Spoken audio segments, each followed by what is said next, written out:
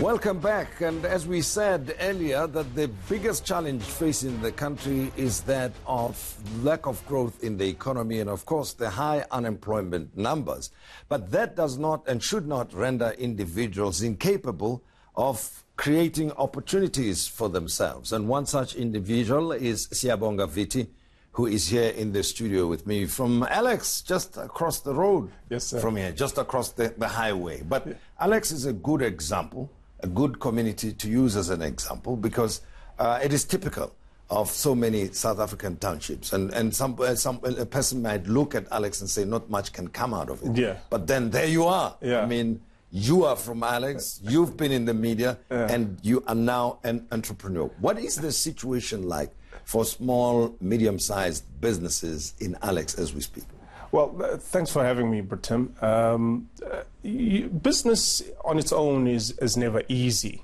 And when you are operating a business in the townships, yes, what you initially see is the population size, and therefore you say to yourself, I just need a share of this population size, and then you just go for it. And then, you know, you face other challenges that are on a day-to-day basis, because for one, my business in Alex is a chicken business, and you would think people need to eat on a daily basis, but as much as, you know, I am one person that offers that service, there are many of us that do so. And, you know, many other variables then come into play. Is your price right? Is your quality right? Is your cleanliness up to scratch, as well as you are selling this food to people? So it's not as easy as I thought it would be in the beginning, but it's an amazing learning curve, and I'm pretty much looking forward in terms of how this business will grow,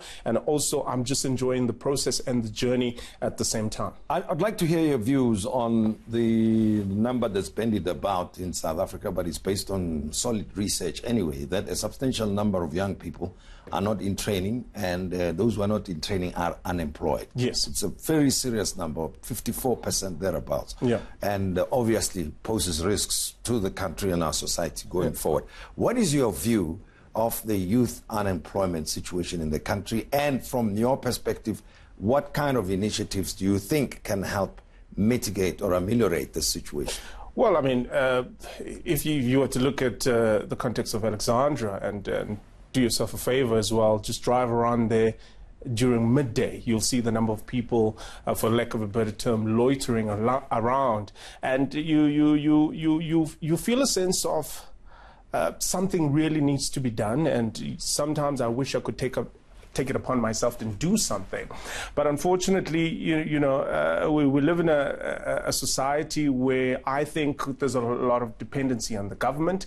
And the government, yes, should play its part, but I think there's also a need in terms of changing the mindset of dependency to say, yes, I find myself in this situation. What can I do personally, whether it's a skill that I can learn? I mean, the internet is there for everybody to spend some time and try and develop a skill that one can use to better themselves. But yes, you know, I grew up, you know, I was born in the 80s, so I grew up in an era where we knew there were industries where you could learn a physical skill. And unfortunately now those industries are not in the numbers that they used to back then, and therefore you are stifling opportunities that people who might not be academically smart but could be in a position to learn a skill that they can use and post that and really work for themselves. So I think that's what needs to be done. You know, using the Alexandra experience and the fact that you are going through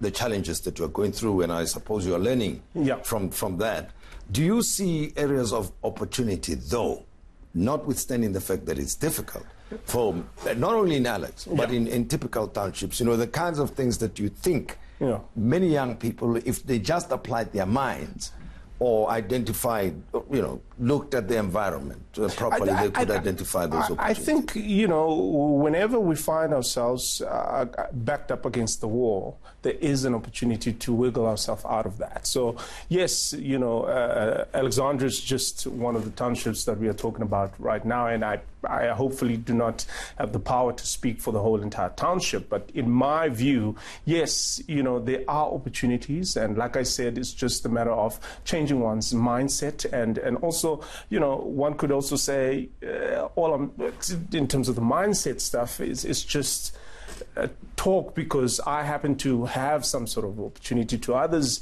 Even that changing that mindset is not as easy as I'm saying it, because there are other factors that don't even allow the mind to be changed. Absolutely, yes. But then the situation is the way it is, yes. And it will have to be rearranged. Yeah. And I think people will have to take, in some instances, their own personal initiative.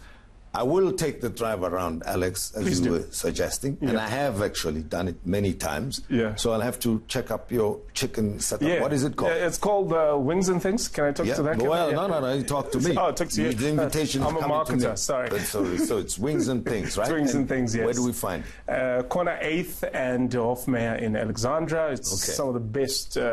So you say, according to you, we'll go and try it, and then we'll verify whether that is true or not. And that's all we have for you. Thank you for joining the Modise Network, and we invite you to be with us again next week. And from us, enjoy the rest of your day.